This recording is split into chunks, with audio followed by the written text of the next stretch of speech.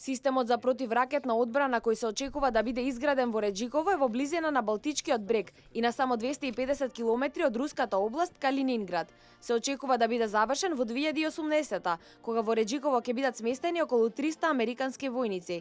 Полскиот претседател Анджеј Дуда и министерот за одбрана Томас Сјемонак, како и други владини представници, присуствуваа на церемонијата на отварањето. Дуда изјави дека системот за противракетна одбрана во голема мера ќе ја зголеми безбедноста на Полска и нејзините источноевропски сојузници.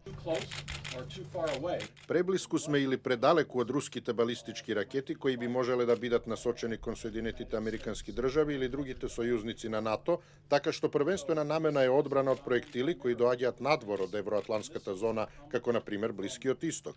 Рускиот претседател Владимир Путин изјави дека противракетните штитови во Романија и Полска представуваат закана не само за Русија, туку може да го прекршат договорот за нуклеарни сили со среден дострел. Русите се плашат дека овие проектили на некој начин се закануваат на нивните стратешки сили, како што изјави генералниот секретар на НАТО Столтенберг, но и помошник секретарот. Овие проектили не представуваат закана за руските ракети. Тоа едноставно не е возможно.